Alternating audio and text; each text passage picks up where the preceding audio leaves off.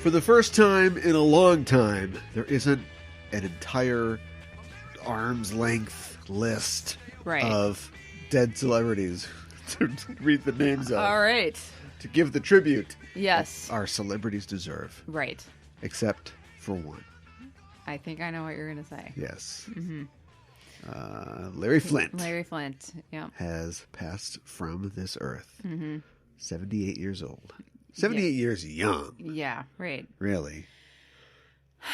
I he honestly looks like, don't know a lot about him. He's dead now. And, I know. And he fought for free speech, so here's mine. He looks like a character from David Lynch's Dune, doesn't he? He looks like a Harkonnen. And I understand that, like, he has health issues owing to the assassination attempt on his life that he survived. But also I feel like even if he was just walking around and he was fine, he's, not good looking on the outside. No, but that's okay. Well, I think it's something like that would make somebody like Jerry Falwell think that he could take him on. Because let's face it, pornography. I know it when I see it or whatever. Is it Sandra Day O'Connor or somebody really classy said that. Okay. But I mean, ultimately, I think we can agree that, it's free speech, right? Yes, I would agree with that. But some people find it disgusting, and he's a, disgusting person on the outside as well as the inside. I'm really hitting his looks. I'm really going for it. Yeah, you are really going for it. But for that reason, he's underestimated, and I bet that's how a lot of his success came, is that he just, flew under the radar. Kept going. Yeah. Yeah, right. And, there's good things to say about him, that he stood up for his rights, and he established rights of parody and free speech, in his lawsuit with Jerry Falwell. But do you think that people... It's a great bit. Yeah, well... I mean, they took it all the way, but the bit that they did a fake interview with Jerry Falwell. At the time, there was in like these lifestyle magazines or these men's magazines like Playboy, and probably GQ and things like that. Selling you stereo equipment or whatever. Sure. Campari would run ads, and they would run the thing of the ad was that it's like, tell us about your first time. And so it'd be like, oh, well, it was smoother than I thought it would be, or something like that. And then it turns out they're talking about like Campari, right? The liqueur. Okay, sure. It's kind of like, is there something that's like that? Anyway, it doesn't matter. And so they did a fake one of those with like Jerry Falwell, and they just, it was like an Onion article basically where they interview like a fake. A real celebrity, but they say fake stuff. Okay. And, it's satire. Sure. It's just obviously satire. In fact, because of Larry Flint, you can now open up the Onion and hear them say, Mitt Romney's like, sure, but they're magic, but they're comfortable too, or, whatever. Sure, right. And, that's like thanks to Larry Flint. Yeah. As a person... Maybe not a great person. Do you think I'm not going to sit there and defend him as a person. Yeah, okay. Well, do you think the People versus Larry Flint is worth watching? Have you seen it before? So here, I don't know about that. I know that it's Larry Kirzewski and, forgot the other guy's name, writing partners that wrote Ed Wood, Man on the Moon. Sure. Big Eyes. They're kind of like the biopic guys. My name is Dolomite, or Dolomite is my name. And then it's directed by Milos Forman, who did One Flew Over a Cuckoo's Nest and, a lot of other good movies. Okay. It's got Woody Harrelson, who I think at the time really surprised people with his good acting. Now I think we know. Yeah, the guy's a good actor. He's a good actor. He doesn't necessarily pick parts where you need to act well. No, not necessarily, but... And it's got Courtney Love in it. So, whoops. No, I'm just kidding. Courtney Love. And it's got a 90s Edward Norton in it. So, yeah, I bet it's probably pretty good. Maybe I should watch that at some point. Mostly because I found the subject matter abhorrent. Yeah. Although it's, just like a PG-13 or PG-14. I'm sure it's R, but like a soft R movie. I don't know. Maybe it is PG-13. Depends on what's in it. Like, as we've seen in other things recently. But because, this man was so detestable, it kept me and probably other people away from his stuff. But that's how he would have wanted it. Yeah, I guess. We cannot talk more about Larry Flint than we did about Christopher Plummer. That would not be okay. No, so let's wrap it up right here. Okay. With your last thoughts May he rest in peace. And thank you for fighting for your rights and therefore other people's rights to do satire and everything. We appreciate that. The coffin, the cover of his coffin is stuck together. I don't know. Oh my God. I don't know. I was thinking maybe the cover of his coffin was like, it would be like the cover of his magazine or something like that. You know? But yeah, that's that. But I cycled through that, then I was like, well, that doesn't go anywhere. Yeah, what you said is funny. Where I landed doesn't really go anywhere. Yeah. Anyway, that's what happens here. That's where the magic is made at the Just Enough Trope podcast. I'm your host, Caliban, joined by my coffee mug wielding co-host. That's me. I am Mikan Hana. And we're here to report all of the news that's fit to cast in the world of nerdy entertainment, and also the death of porn magnets. Yes. Magnate? I don't know. How carefully do you have to say magnate? Is it magnate or is it just magnet? I never have heard magnate. Magnets. But how do they get paid so much for not working this much? That's a really good question, though. Insane Clown Posse. But I don't know, because I feel like it's one of those words, like I've heard, like a magnet, I've heard of it, but like, have I actually heard it like spoken in context? So I don't know. What about fascinating? What about a magnet school? Well, that's magnet. That's where you learn how magnets work. Yeah, right. That's right. where the Clown Posse didn't go. You're attracted to that school, so you have to go there. So. Hey, baby, did you go to a magnet school? Because I'm attracted to you. All right. We got it.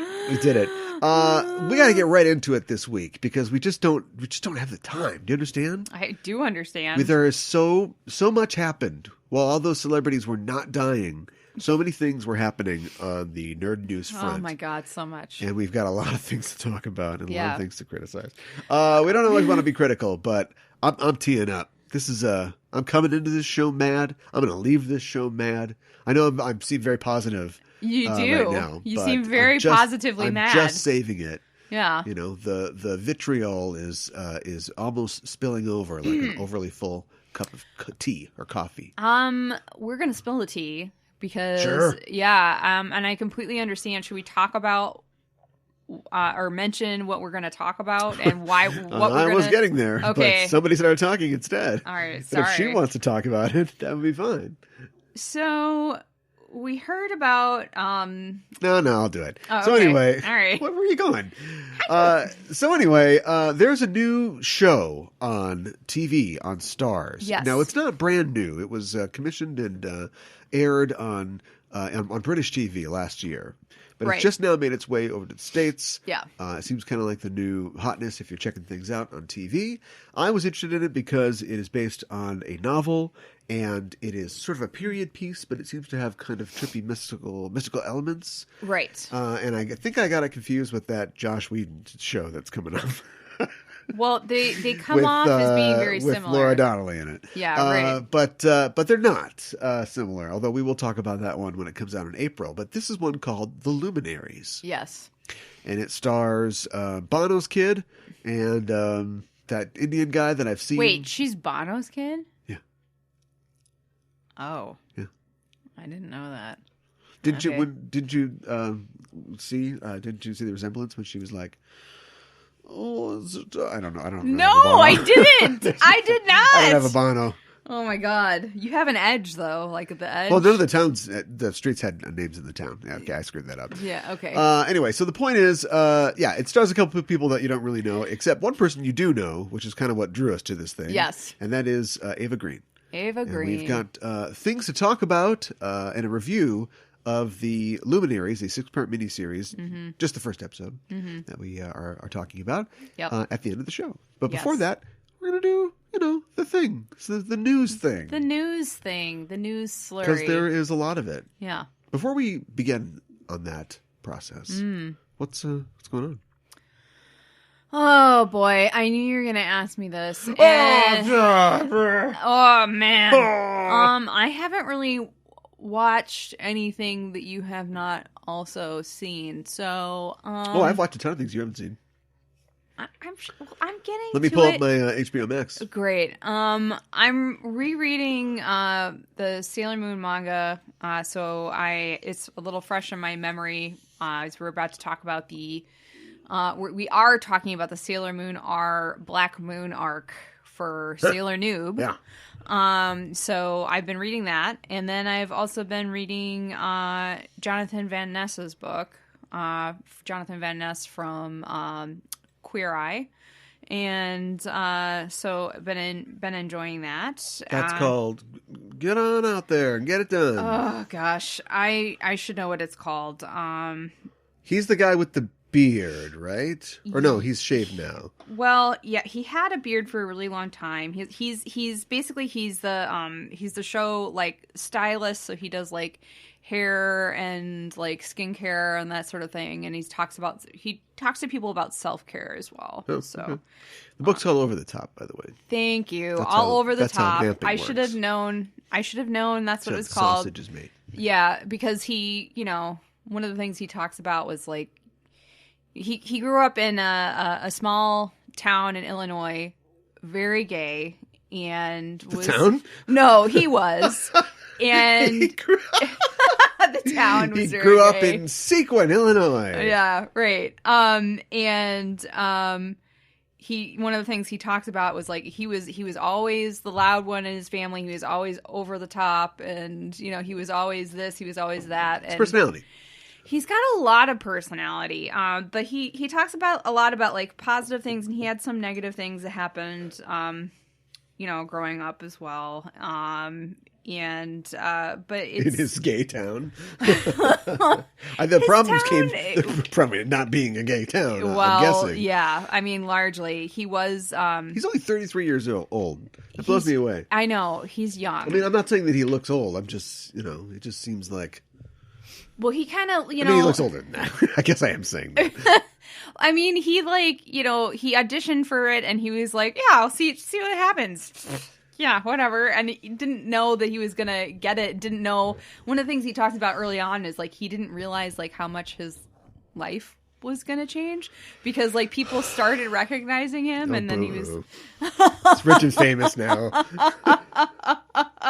I know, but he was like, "Oh, now I can't just like go out to like eat and like not have people recognize me, and this is weird. This is strange." Is there a disguise for that? Well, what if he like gets extra beard parts that he can glue on, so he's got like a full beard? Sure. Then pull on a trucker's cap, sure, or like a MAGA hat. Right. Oh gosh. Just tuck his hair up into a MAGA hat, Yeah. and you can go wherever you want. There you go.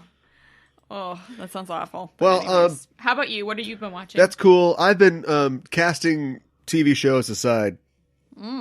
Like an unimpressed, unquenched savior. The lukewarmness is just being spit out left and right.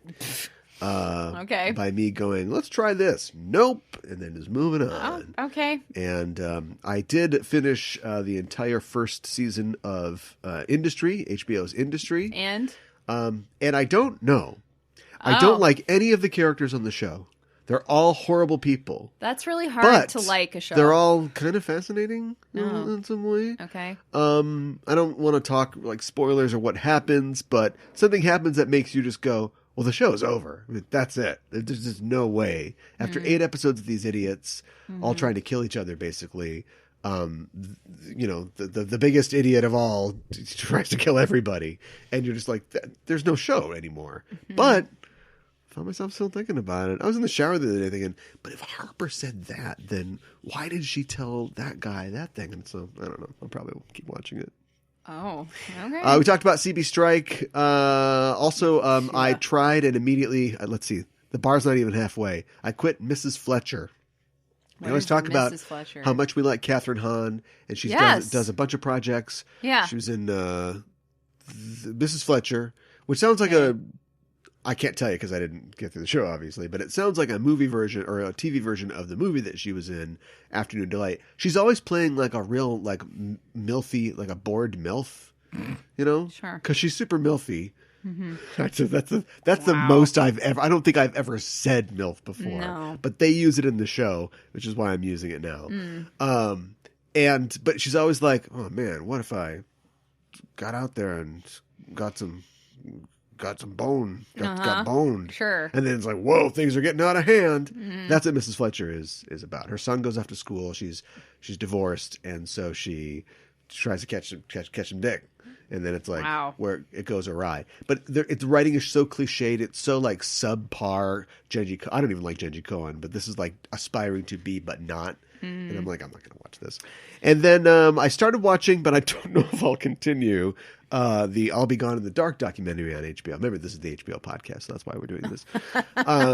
Sponsored by HBO. And it is very well put together, and it is very compelling, but I'm not sure I'm a true crime guy because I don't like hearing detailed descriptions of what's happening to women who did not expect this to happen to them. I totally get where you're coming from, but and that's all it is. I feel like fascinated by that sort of stuff.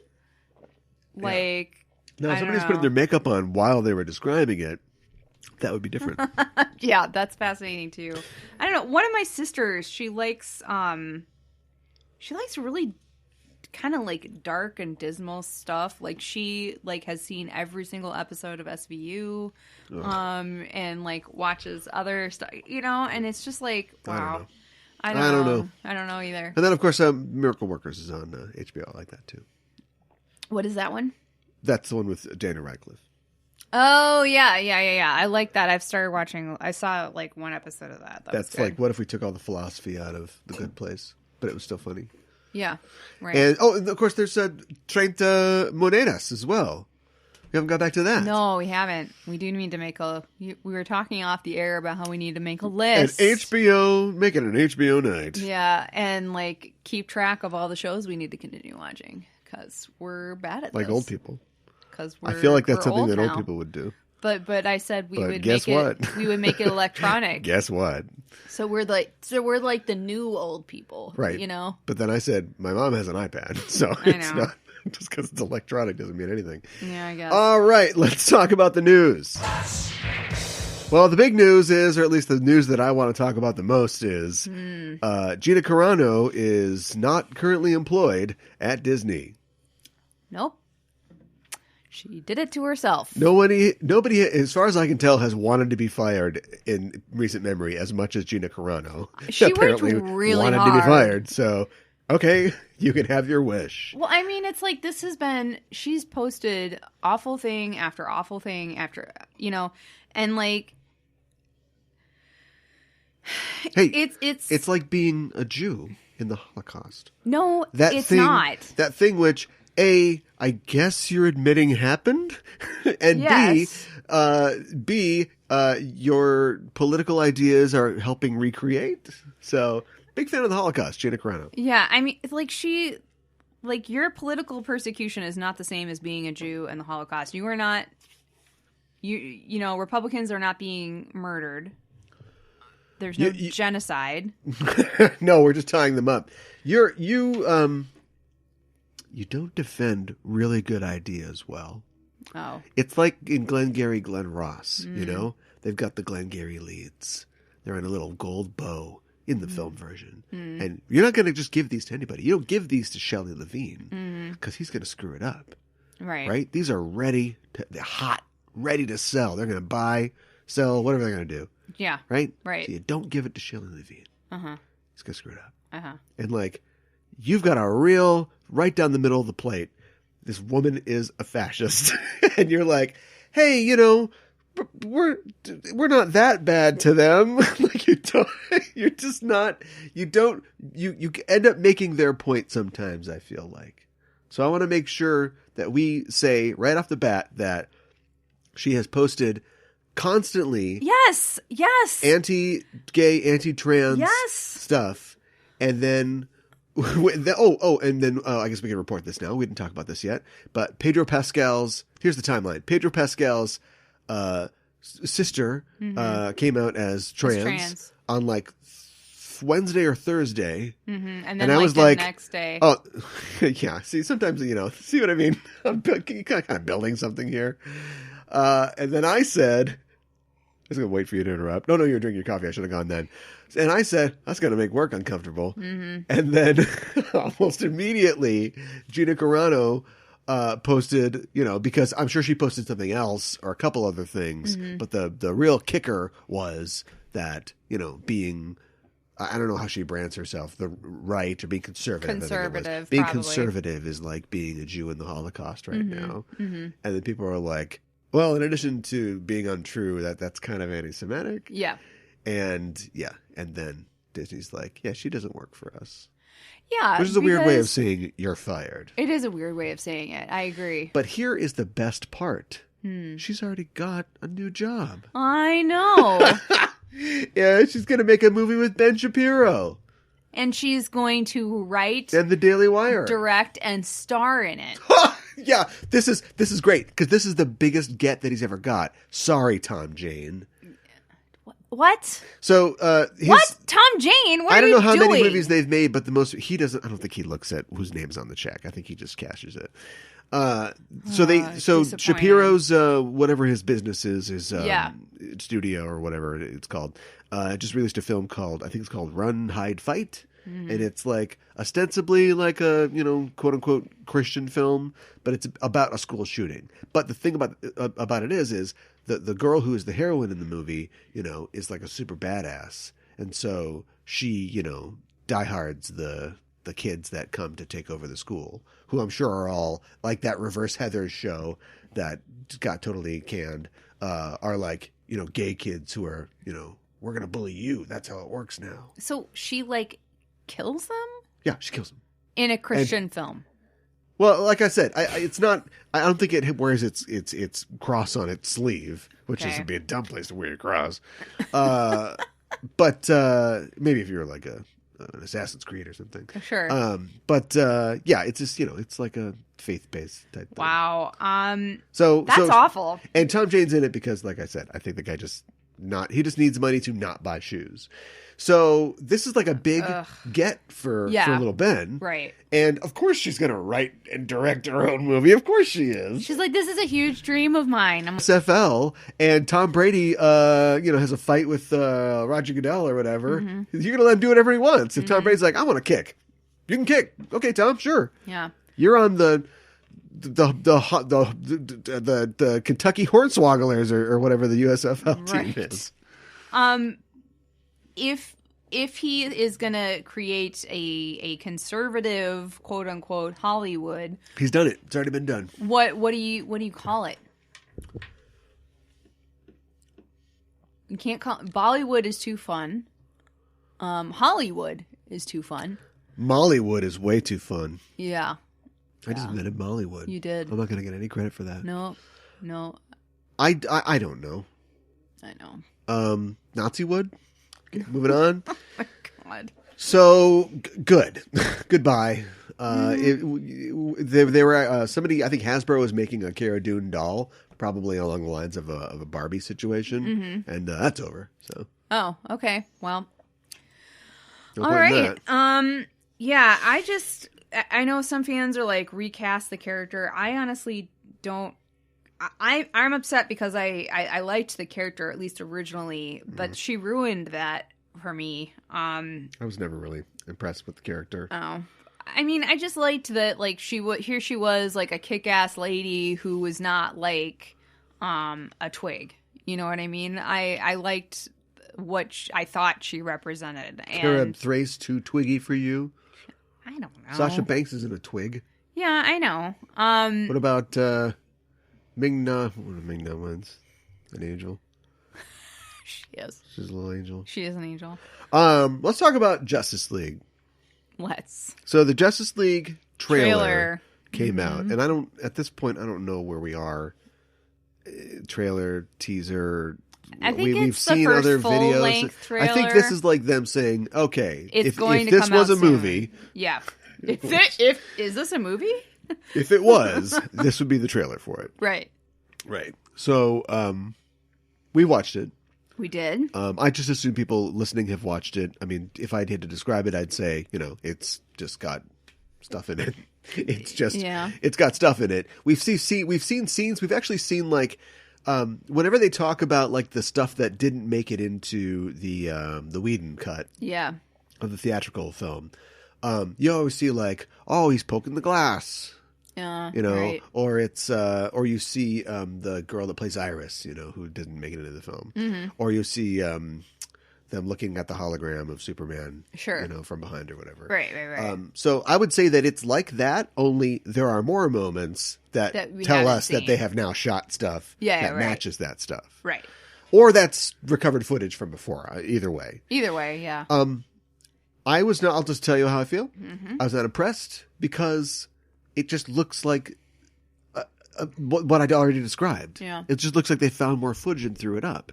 It doesn't form a story in any way that I can tell, other than just Superman's death, sets off something.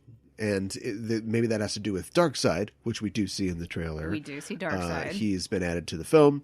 But that's all I can tell. And then there's a lot of things that are like, Superman is like, he's going to get ready to fly, and he's going to do that thing where he jumps up into the air, and he jumps, and then we cut, and it's Cyborg flying. There's a lot of weird match cuts that that just confuse the issue. Yeah. Unless it's supposed to emphasize that they're all heroes that do similar things, and they're all the Justice League together. But then that's why not match way it more better? than halfway. Yeah. To meet what their visual language is trying to tell us. I couldn't understand. I was What'd you wondering, think of it? I have a question for you. Do you think that the trailer doesn't make sense because they wanted to show us mostly stuff that we hadn't seen before, so that's why there's no story? Because it's just like scenes that they're like, oh, this is a sequence. But for of like scenes. showing us stuff that we've quote unquote never seen, there's a lot of stuff that we have seen.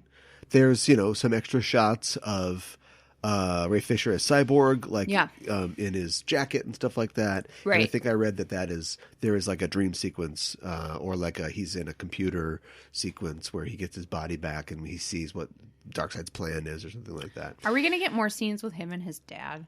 I think there's a whole subplot with Joe Morton that was cut out. That's all this stuff that I'm cool with that he's been talking about all this time. Yeah, right.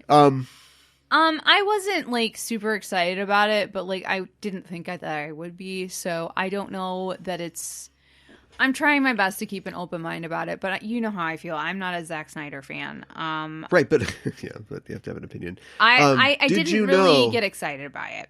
To say the least. I guess I don't know what I expected. I thought that this was gonna. If I was in charge of the marketing for this, I would get everything together and I would, show so much new stuff, or show it in such a different way, assuming that the movie's whole focus is kind of changed now, right? Because there's another hour and a half tacked on, that it's almost unrecognizable. Because it just looks like another, clip. They've released all these like clip compilations and stuff like that. Right. It just kind of looks like that. Yeah, Only people are talking over it. There was a man, or whatever the kind of trailer thing is. So that did not impress me. Other than that, I mean, I guess, it looks good. Of course it looks good. That's all it's got going for it. Right. One issue. I think I know what you're going to say. Why is it a square?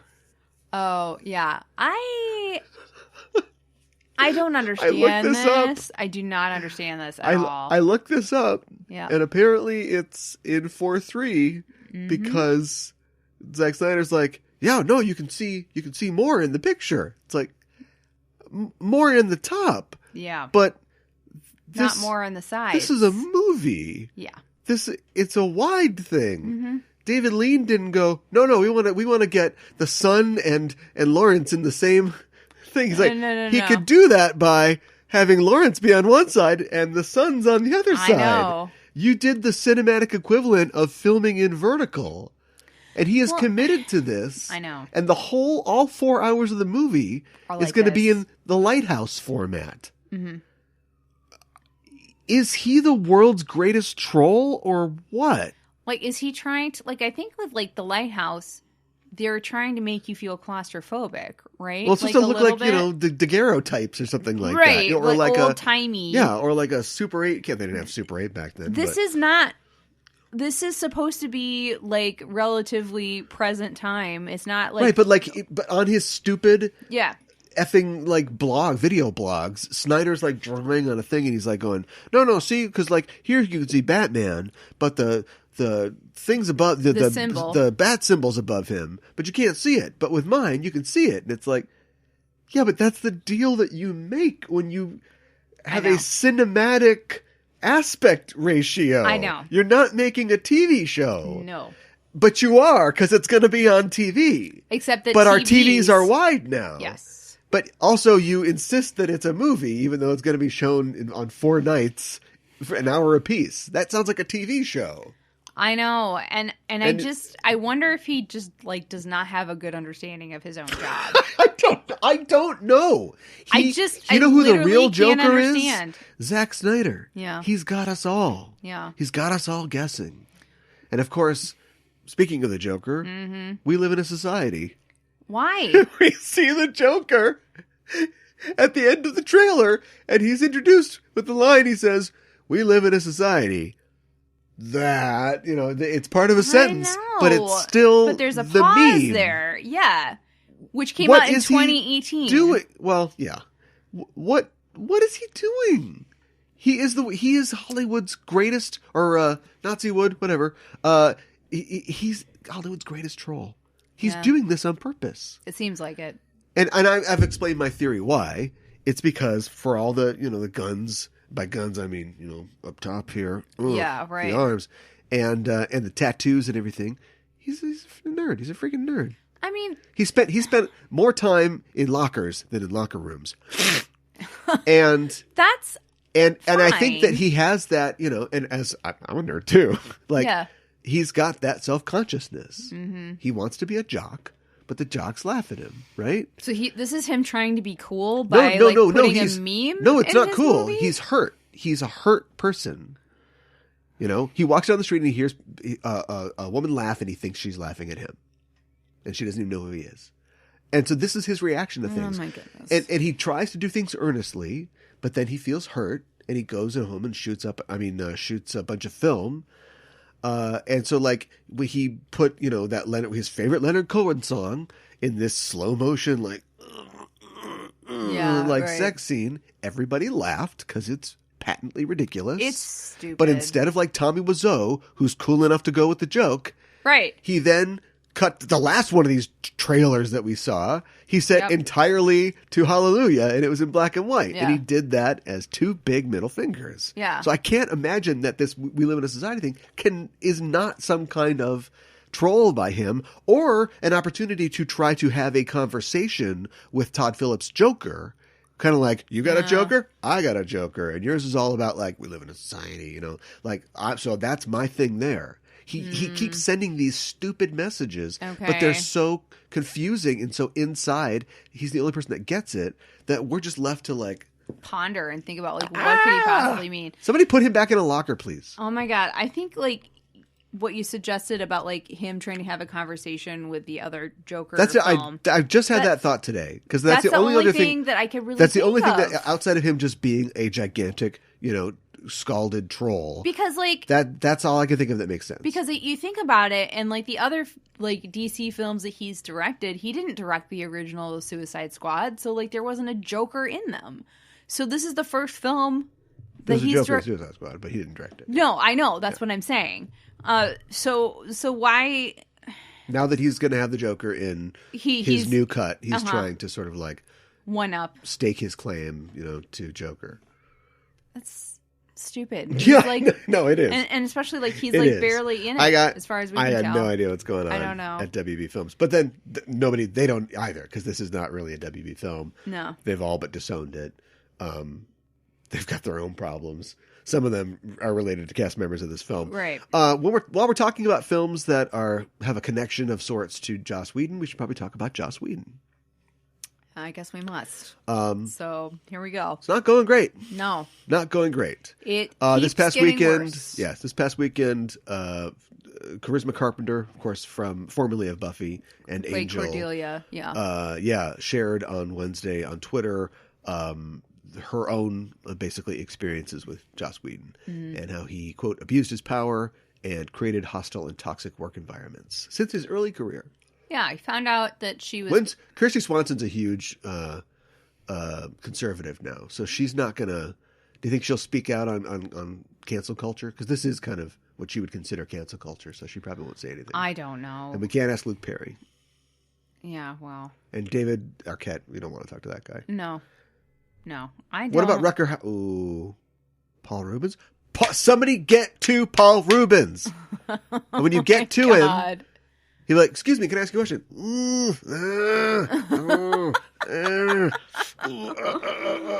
Oh my goodness. I don't know. Like, I guess, like, Joss Whedon, like, she like, the actress who played Cordelia was pregnant while they were doing Angel, and he sat her down and was like, as he laces up a giant boxing glove, Stop how are we going it. to take care of this? No. Are you sure you want to go through with this? Yeah, are you going to keep it? Yeah. Which is just Titleist. one of the worst freaking things you can say to somebody. What's a boxing champion? That's a boxing brand. Yeah. Wow.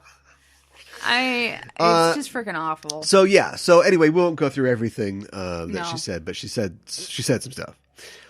Then Sarah Michelle Gellar, basically by default, like, had to respond to this. Yes. Being the face of Buffy. Yeah. And she basically, like, posted one of those. I think she did it on her Instagram. Yep. And it was just, like, in Comic Sans.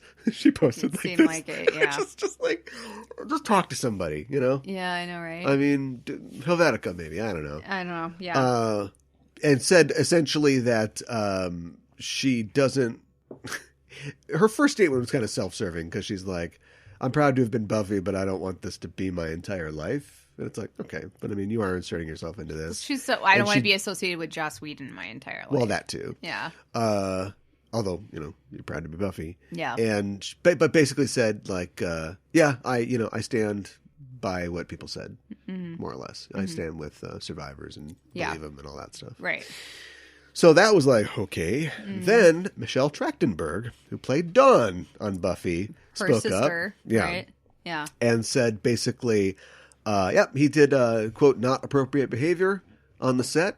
And also... And she was a teen when she was on that show. She was a teen when she was on the show. And she was, basically, there was a policy on the show that Joss was not allowed to be alone with her. I mean, does not look great. No, it doesn't. It's just... It's a bad look, Joss. So, you know... I hear Gina Carano's looking for a screenwriter. Oh my god! Oh, ish. No, I don't want them to team up. Well, look, I think that the conversation around cancel culture is not. It's a false conversation. We're talking about consequences. Yeah, it should be called consequence. When we culture. it shouldn't be called culture or anything. But when we do kick these people out of the culture, they have only themselves to work with, right? Mm-hmm. And so I wouldn't be surprised. It really wouldn't surprise me much.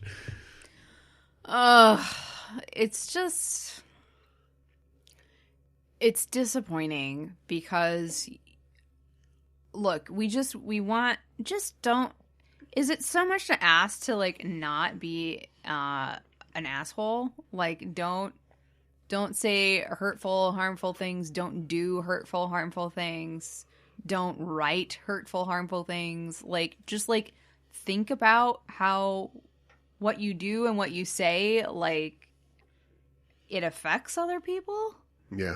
You know, like, is it related to power? Is it like you feel so powerful, so you're just gonna do and say whatever the hell you want?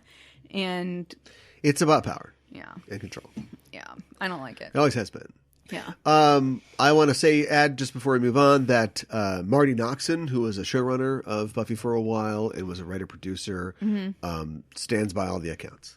Okay. So, wow. All right. Yeah. Okay. Can't wait for the Nevers to come out. So anyway, it appears that there will be more. This will develop as a story, it seems like. It seems like it. And we'll be around to talk about it when it does. You know who is not one of these horrible people? Who? Yet. We don't know. Oh, boy. Maybe. Jack Black. Uh-huh. Who has recently, it's been announced, joined the Borderlands movie to play the robot Claptrap. Okay. I don't know enough about... You ever seen me play Borderlands? I can't remember if I have or not. Tell me what it is.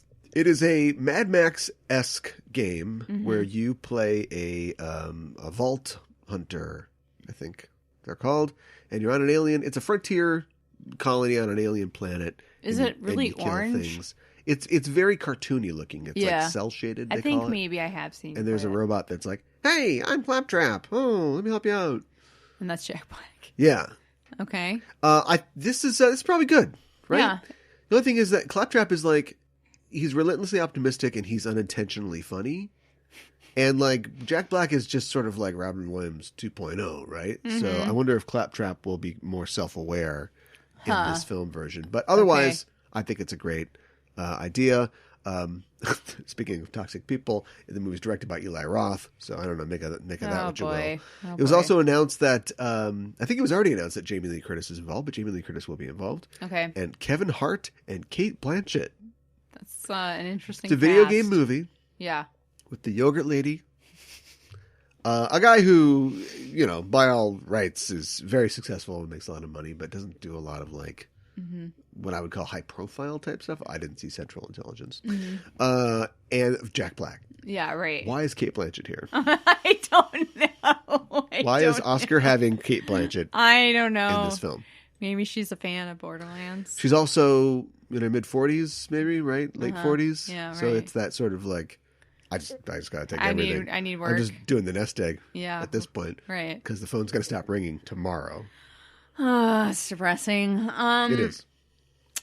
Okay. I know Eli Roth is kind of just not a great person, but is there anything in particular that he did that like... Oh, I don't have, receipts or okay. surveillance video, but just look at what the guy makes. Yeah, and some things that he said. Like, he's just not... I know. Okay. All right. I just wanted to make sure I was apprised of the situation, but okay. Yeah, nothing specific. Okay. But let's talk about the fact that in more casting news, Michelle Rodriguez and Justice Smith have joined the Dungeons and Dragons movie. I forgot this was actually happening. I'm not sure how I feel about it. Well, do you like Chris Pine? Yes. Who is Chris Pine going to be in this? Are we going to dress him up and he's going to be... Please dress him up. For being like a big white Irish guy, like I feel like Chris Pine is fairly... has a lot of range in how you can do him. He can be a white Irish guy or a white redneck guy. Yeah, right. No, I'm just kidding. I mean, like he can be... old dad scientist in Wrinkle in Time. Yeah, right. And he can be, bank robber, hillbilly bank robber. Sure. And he can be Captain Kirk. Captain Kirk, yeah. Mm-hmm. And World War I fighting ace. Yes. And fanny pack lover. Yes. So will they dress him? Will he be like the paladin? Will he be the golden boy type character? I was thinking maybe he would be a bard. Does he sing? I bet. Give that guy a lute. See what happens. Yeah, right?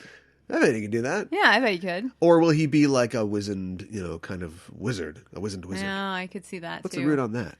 I don't know. Whiz. Get on down. But I don't see him being like a heavy, like, combat, like... I do see Michelle Rodriguez having a ponytail, and I'm going to say a bow.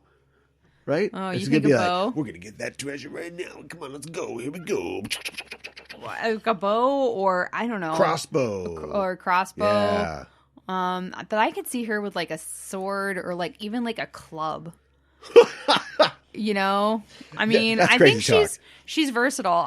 And who was the other? She kind of does one thing. I guess. She does it really well. Who is the other actor? Justice Smith. What else have He's they? some kid. I don't know. Okay, I don't recognize him. I don't know. Okay. All right. Well, I hope this continues. I hope it's more successful than the other Dungeons and Dragons movie. So, which is something of a treat. It's not as bad as people say it is. It's not great. No, but it's more enjoyable than it gets credit for. So that is true. What about Zawe Ashton joining the cast of Captain Marvel 2 as the villain? I have no idea who that is, but okay. Zawe Ashton is a woman who is in stuff. Some of that stuff includes nothing you've heard of. Oh, okay. Literally, like she's a British actress, and I don't really recognize her. I watch a lot of British shows. So she's not in the ones that I'm watching. But, yeah. Well, I wonder... She's an actress of color. Okay. And she's pretty tall. She's 5'11". That's all I know. Okay. Well, I mean, I guess I don't know, like, they kind of, like, Captain Marvel, like, they kind of had a couple different bad guys, right? In the original one. But it's cool that the main villain is going to be a woman. We don't need to do that. People are speculating on what she'll play. Who do you think she'll play? Do you have any ideas? I'm trying to think of female villains for Marvel, Captain Marvel. When are they gonna ever do that storyline where she's thrown into the past with the howling girl Mandos? Oh, remember like the first story arc in the first when she's like thrown back to World War II or something like that. Maybe I don't know. I mean, I think that could be interesting. We know she's a fighter pilot, so you're like, meh. Well, they already kind of did like a mentor type story with Marvel. Yeah, that's true. I just killed Marvel. I'm a little mad about that still. Marvel's a very important character in Marvel. I think it's a little. I think they killed him a little too early too. Like, just let him go, and then you can like fight him another time. Her. Right, Marvel. Yeah, you're thinking of Jan Rog. Yeah, you're right. Nobody cares about Jan Rog. You're right. Doesn't matter. Okay. Moving on. Let's talk about casting yourself by creating a reboot of a show. Phoebe Waller-Bridge and Donald Glover are teaming up for a Mr. and Mrs. Smith reboot. Oh, this is a TV show? Oh, I thought it was like going to be a movie. Well, so it has to be funny. Right? But neither of them are like... I mean, I guess he's Lando, right? But I don't really know how much I don't remember how much fighting he actually did in the Han Solo film. Do either of them have a whole lot of, like, action hero movie, like, experience? Or is it just going to be, like, kind of silly ridiculousness? I don't have any answer. I know that she's probably a good foot and a half taller than he is. Yeah. I know that. I don't think she's only ever played a ukulele and held a naked statue, with her shirt open. Right. So I don't. But you can train actors to do stuff. Yeah, that's true. Will Donald Glover shave his beard? That's what I want to know. Maybe not. He's gonna have a really different look. I mean, like if you want to go like the complete opposite of Brad Pitt, this is close. Yeah. I mean, being a woman or something would probably be opposite. Yeah, right. Yeah, Mrs. and Mrs. Smith. Tall blonde guy, short black guy. That's what we're doing. Yeah, right. But he's got muscles. He does have muscles. He does. I'm kind of... What if I'm kind of surprised. You know what that, doesn't work about Mr. and Mrs. Smith? Choosing to do this. What? The fact that they're both, if they're such great assassins, why isn't one of them dead? Yeah, because they love each other. But what if... Is that what it is? Yeah. But what if they're both spies, but they're not like 00 spies? They're like low-level spies who are like are worried about or something being... like that. Yeah, but they have like, they're worried about being called up for a political assassination or something like that. Imagine Woody Allen, before we knew anything bad about him, and I don't know, and somebody else, Mary Tyler Moore, and like they're both spies and they have like comfortable lives. Oh, I do this and that, and my husband doesn't know that I'm a spy. Yeah, I'm a spy. Yeah, but then they both get the thing. Okay, you are now have 00 kill status. You must kill your spouse. Yeah, right. So they're both like kind of fumbly and bumbly. I mean, that sounds like it has potential. Yeah. Yeah. You think that's what it is. Okay. No, I don't. That's definitely not what it is. Oh. But I think that would be a good way to go. Since you've got two comedy writers and it isn't just two like hot mannequins. Right. Like make it funny. Yeah, exactly. Yeah, he writes comedy too. So yeah. I'm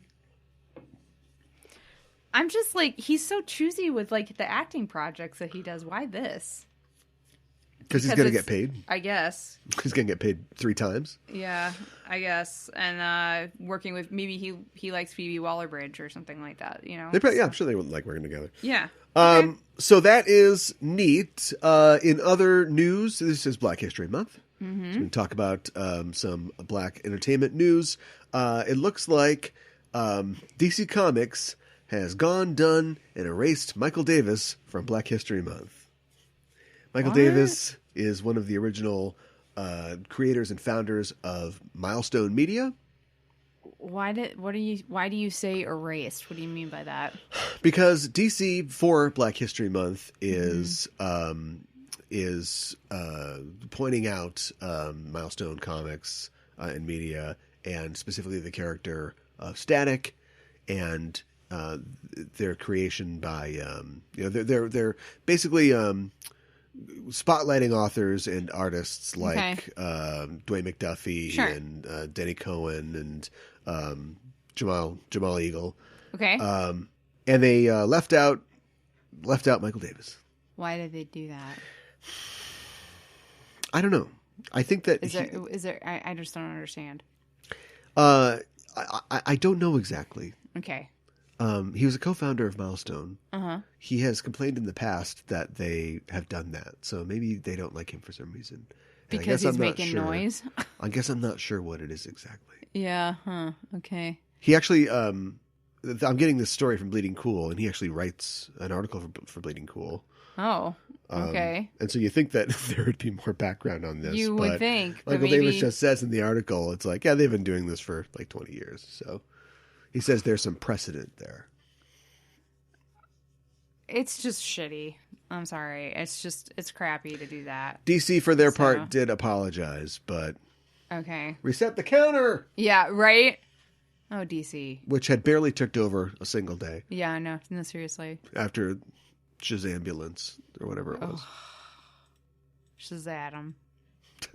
It's so stupid. Every Shazadam needs a Shazeev. Oh it's my Adam. gosh. It's Shazadam and Shazeev, not Shazadam and Shasteve. Oh my goodness. I'll tell you that right now. Stop. In other news, I don't want to say black news. It sounds weird, but it does. Jodie Turner Smith Uh-huh. is set to portray Anne Boleyn. Oh, okay. For the BBC. I don't know who that is. In their 3-part psychological thriller, Anne Boleyn. Huh. And it will look into, it's a sort of like a psychological look, at the life and death of Anne Boleyn. Sure. I mean, I know who Anne Boleyn was, but I don't know who this actress is. She is from, she was on a show called Queen and Slim. Okay.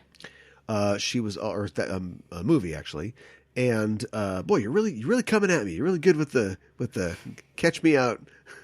I'm just a man who pretends to be smart and reads articles. Tell me who they are. So you've really got me here over a barrel. Okay, right. But she's appeared in Queen and Slim, which I'm not familiar with. Clearly, she was in Without Remorse, which is a Tom Clancy movie with Michael B. Jordan that hasn't come out yet because of stuff.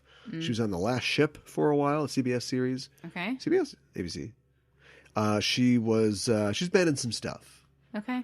She's a black woman. Why are we having a black woman portray Anne Boleyn? Because it's cool. Okay. And this is one of few times that a black actor has portrayed a major royal figure. Mm-hmm. Sophie Okonedo played the Queen of England, Margaret, who was married to Henry VI in The Hollow Crown, which came out a while ago now. But yeah, right. I'm Liz 10. Can't remember that actress's name, but yes, she was in the Matt Smith first season of Doctor Who. Yeah, that's right. Yeah. Okay. I don't know, man. What do you want from me?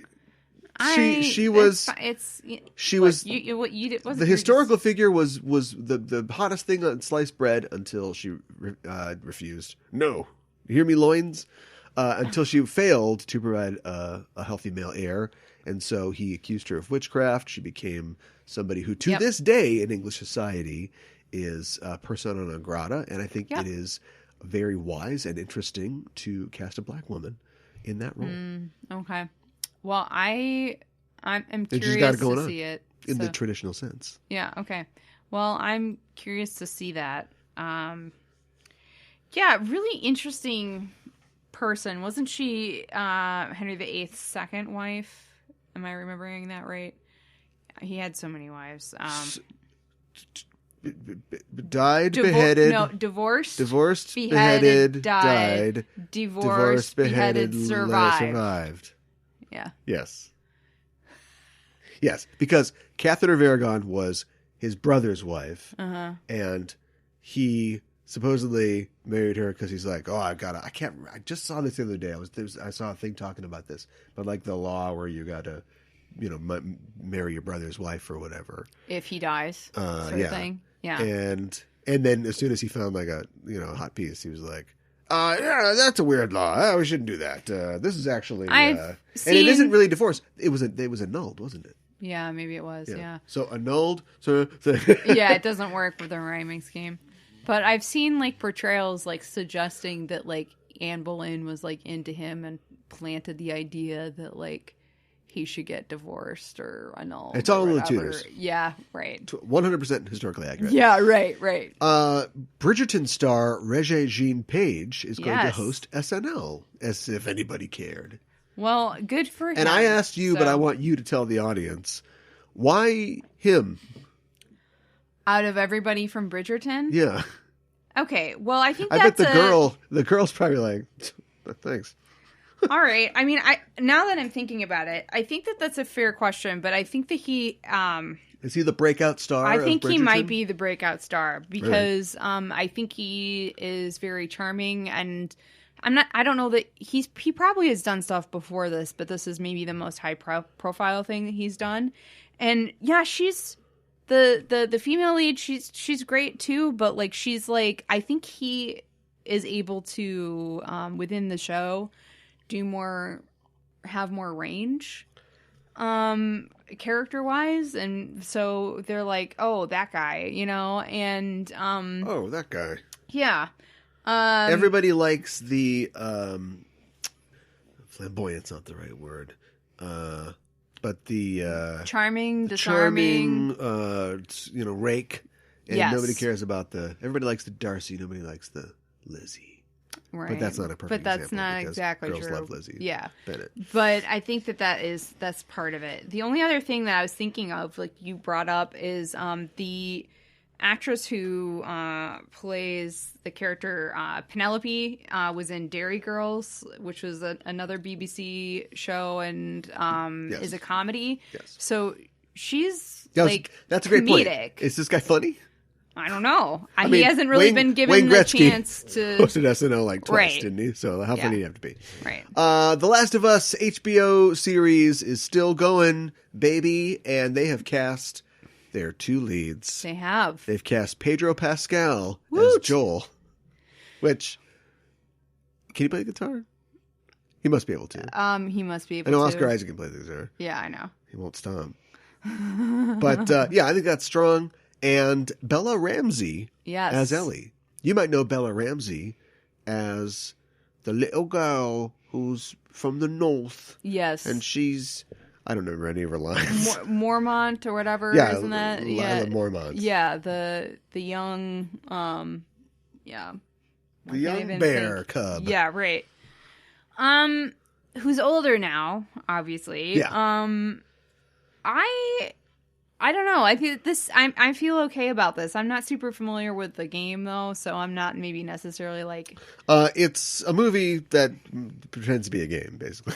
I think this is perfect. They should have just sold this screenplay instead of making the game. Because it's just going to make Naughty Dog make more of these, and that's true. I do like these actors though, I don't like them, and so I'm excited to see it. I think give it a chance. It's a rough one. And it's HBO, so that's fine. But it's going to be a lot of Pedro Pascal crushing people's skulls with bricks. I'm okay with that. Oh, okay. I mean, I do love him not doing that in The Mandalorian, but so it'll be a little weird. But yeah, somebody like pointed out. I'll be through to you. Shut up. We're running. We got about an hour here, so we're gonna get through. Somebody mentioned that both of them were in Game of Thrones, but never had a scene together, and I was like, oh yeah. That's right. I forget. A lot of people in Game of Thrones. I know. Is Charles Dance the new Kevin Bacon? I feel like you could Charles he's Dance. just like in everything. Or the new Rod Steiger, I guess. People always say Kevin Bacon is the center of the... He's not. It's like, I think Rod Steiger has the most connections. Him and Christopher Lee are like tied for having the most, the easiest way to connect to them. But Charles Dance has got to be up there, though. I think he's up there. Been in a lot of stuff. Yeah. All right, let's just blast through all this real fast, real fun. Wizard of Oz remake at New Line. No. Okay, I agree with you. Just don't do it. Just don't do it.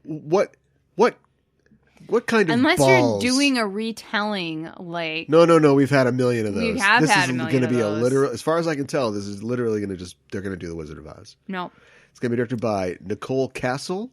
Mm-hmm. She is a director, and she's worked on, The Woodsman. She did The Woodsman. Okay. Which is, speaking of Kevin Bacon film, and directed a lot of TV. And that's it. And she's going to do it. What kind of hubris are we talking about? This is a lot of hubris. This is such a, and this is not only such a beloved film, but this is a film that people are really familiar with. Yeah. And know really well, was on TV constantly. Right. You just play it for your kid. Yeah. 10 times a day. Yeah. But now they want to play this one 10 times a day. No, it's not going to happen. That's why they're doing this. Yeah. Money. Okay. All right. But Disney has closed Blue Sky Studios. That's Fox's animation house that created the Ice Age franchise, amongst other things. Oh, okay. It's too bad. Well, I guess they it's figured... literally redundant, right? I guess. Yeah. But, yeah. I feel bad for the people who worked there, losing jobs there. Yeah. For sure. True Lies got a pilot order from CBS. True Lies is a TV series reboot of the James Cameron film, produced by James Cameron. Also, Matt Nix, the creator of Burn Notice. Does anybody know what Burn Notice is? Anybody? Is on board, and McG presumably will produce and possibly direct. This is a weird combination of people. How do you do this without Arnold? I don't know. We do. I don't know. Like, you have to have like an Arnold type, right? So who is like an Arnold type who would do TV? Do you? There are a million slimy TV actors that you can pull in. Guess. Like when they made this, Lethal Weapon, you got to capture that magic of Danny Glover and Mel Gibson on the sauce. Mm-hmm. And instead they just got Damon Wayans. Sorry, no offense. Sorry, and Damon then Wayans. Just some guy who's just like, hey, I'm a white guy with greasy hair. I've been in a couple seasons of NCIS or something like that. Yeah. And he got kicked off. He was bad behavior on the set and basically got the show canceled. But awesome. So yeah, I don't know what you do, right? You need a strong guy and a strong girl. Yeah. Yeah, wasn't it Jamie Lee Curtis? Yeah. Speaking of the yogurt lady, she's she's much more done a accomplished lot than of that, other but stuff. I know. I was just trying to talk quickly. I know. So I don't know what they're going to do, but I really don't know what they're going to do when they not reboot, sequel to Face. That's just. Oh no! What happened? It's been a long week. Face Off's getting a sequel. It's going to be directed by Adam Wingard. Face Off. This time it's Face Off ×2, where you off your face and you put it on somebody else, and then they put it on somebody else, and it's a hat on a face. What? I ripped off one face, and oh my god! Let's see who you really are. Oh, I knew you would do it, Skin Man. So this is a movie? So this is a sequel. Up to every point in this thing's development, because this has been talked about for a while, it's been a reboot. But Adam Wingard, who directed You're Next, Godzilla vs. Kong, no good movies, he's actually the Guest was okay, I guess. He did The Guest, remember? Oh, yeah, I remember that. Yeah. Just weird enough to be like, oh, you're doing something. And not Your Next was just like, this is just a bad version of a horror movie. Oh, okay. I never saw that one. Anyway, he has said specifically it is a sequel and not a reboot. You can't do that without Nick Cage and John Travolta. Sure you can. So Nick Cage's kid, who's now being raised by John Travolta, okay, whose name isn't Adam. That's his dead son. That's your dead son. Yeah, right. He's now grown up and he works for the Time Agency or something like that, right? Because it's the future. Sure. because it's now. Because that movie came out 20 years ago. Yeah, right. And then you just do that, and you get Timothée Chalamet and Donald Glover. Two people who don't look anything alike. Yeah, right.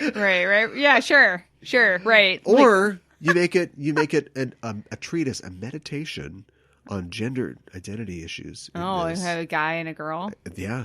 Okay. And then you get J.K. Rowling to do the script. No. Keep JK away from Face Off, please. Keep JK away from everything. Moving on. Our favorite, tall vampire lady. Yes. A.K.A. Lady Dimitrescu, who stands 9 feet and 6 inches tall, is inspired, say her creators, by Morticia Addams and Elizabeth Bathory. And it's like... Okay, I don't know who Elizabeth Bathory Well, yeah. is. Okay. Lady Bathory? Oh, the lady who drank virgin's blood so she could stay young? She bathed in it, but some might have gotten her mouth. Okay, all right. I didn't realize she was tall. Okay, all right. No, I don't think she is. Oh. These are dumb. These are dumb inspirations. Okay. One is a vampire, and the other is just that lady from the Addams family. Great. Who? Yeah, I guess. Yeah, she was tall, I suppose. But tall vampire lady doesn't look anything like Morticia. She doesn't have hair like that. She doesn't dress in black. That you have to waddle in. Yeah, right. Because it's so freaking tight. Yeah, right. Exactly. So I don't know what's going on with that. Did you hear about Ashley Judd? No.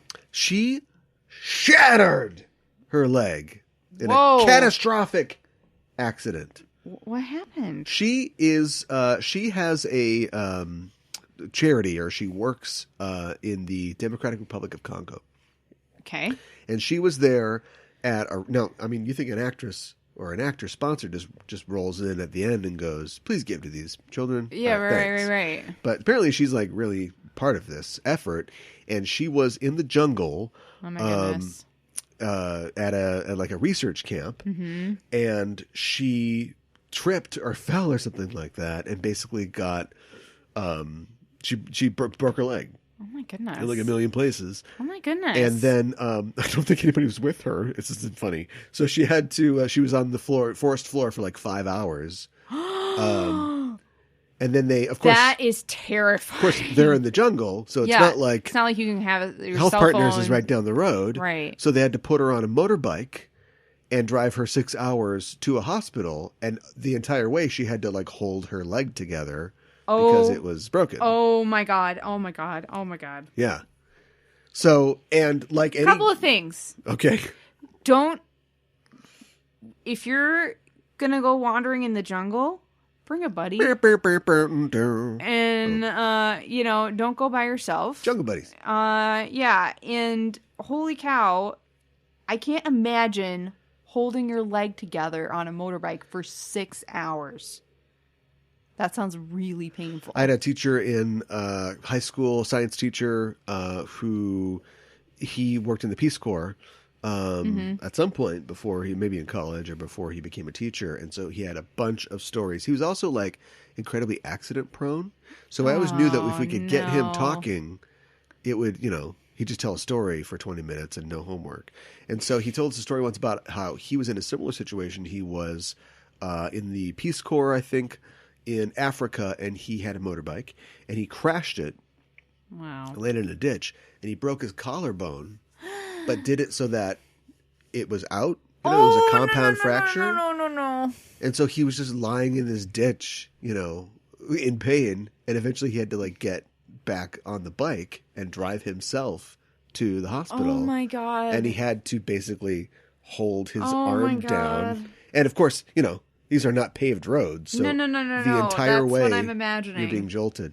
Well, like any good activist, she turned this into an opportunity to make her cause known, and talked about the fact that she, as a famous rich person, who was rich before she was ever an actress, because her mom is she said, I was able to they airlifted me out, get me on an operating table in just a day or two, and fix me up. And 91% of the people in the Congo don't have that. Have no obstetric care, newborn care. They don't have emergency care, and so that's what her efforts are trying to change. Okay.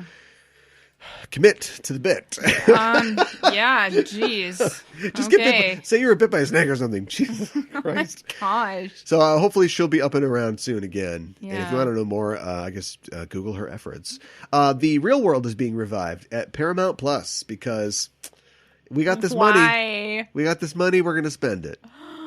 Oh my god. I'm kind of amazed that there isn't some Real World. They really dropped the ball on that because they basically opened the doors to reality entertainment. And now that reality entertainment is most of entertainment, you think that there would be some form of some Real World brand, of YouTube videos or something. And they're not doing that. No. But now they are going to do that. It'll just be on Paramount Plus because Viacom. Okay. Great. I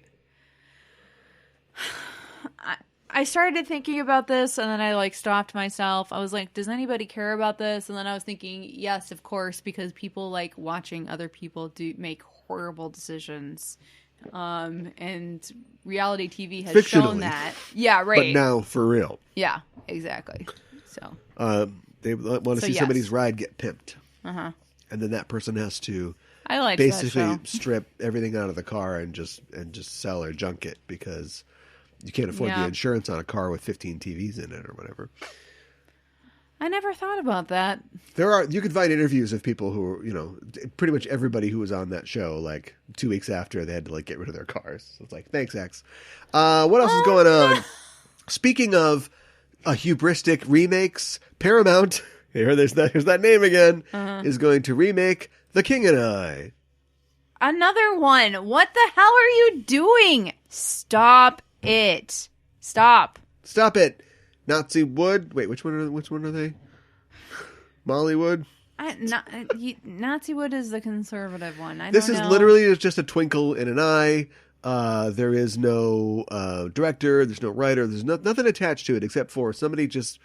Michael Scott opened their window and yelled, I'm going to remake The King and I. I do wonder, it's been so long since I've seen The King and I. How cool would it be if they got a Thai actor be really to great. play the king? It would be really great. Wouldn't that be great? Yeah, and update it, make sure there's nothing offensive in it. Yeah, we'll look over it. Yeah. Are we good on whistling? We can still do that? Okay. Yeah, right. So, okay. I've never seen it. You've never seen it? No, but I know some of the songs. It's a classic musical. It looks like a Three Musketeers film adaptation. Here we go again. It's gonna happen again. Okay. Now this seem like we're just doing kind more of exciting. Remakes? Okay. Film studio Pathé. It sounds like I've got a speech impediment, but I think that's how you say it. Okay. Is spending over $70 million for a 2-part adaptation of Alexandre Dumas' classic French novel. The star-studded cast includes Francois Civil, I don't know who that is, Ava Green, I'm assuming as Milady, and Vincent Cassel as D'Artagnan. Vincent Cassel's 1,000,000 years old. How is he going to play D'Artagnan? I don't even know who that is. Okay. Oh, no. It's sorry.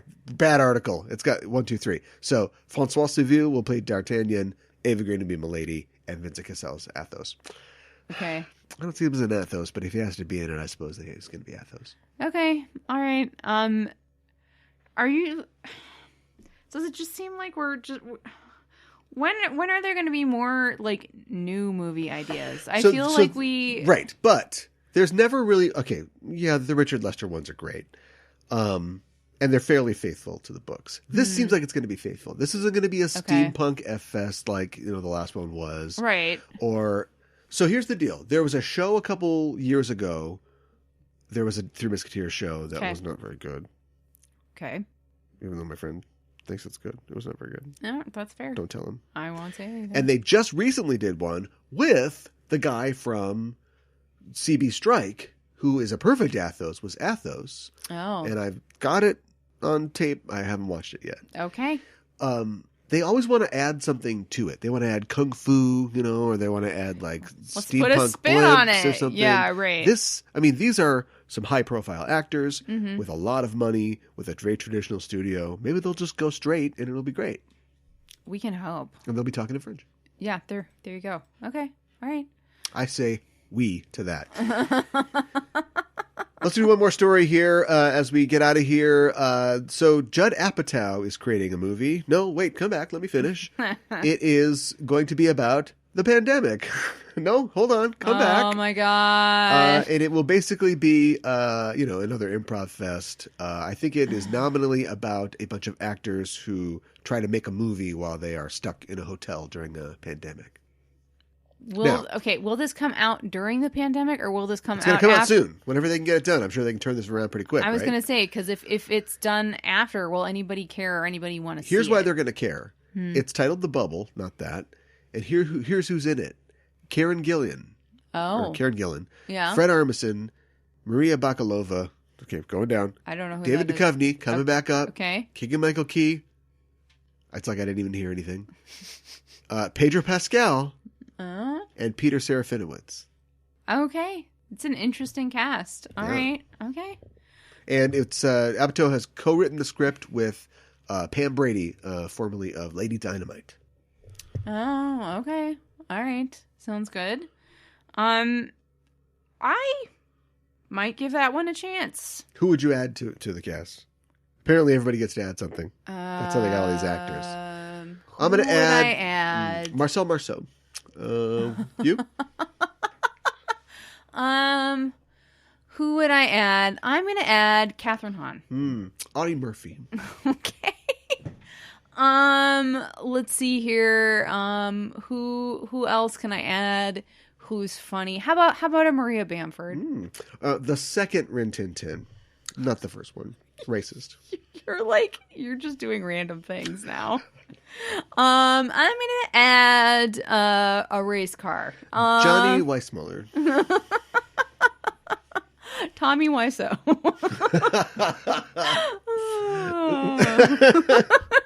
I did not get COVID. I did not. Oh, hi, Pedro. Yeah, there you go. I like it.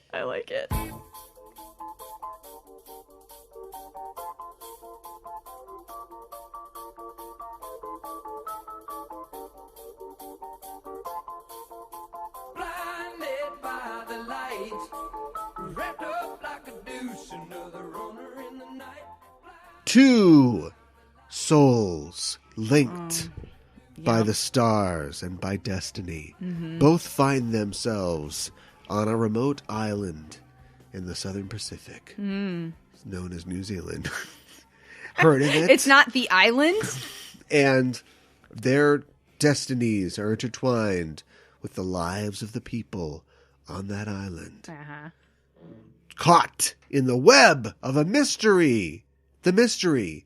What is this freaking show about? Okay. It's the Luminaries. I have to say, now airing on Starz as of this very day when we're recording this, but also previously aired already on the BBC in last year. Your description of the show was like so much more exciting and enthralling than what we actually saw. Okay, I will cash that. Based on a book by Eleanor Catton.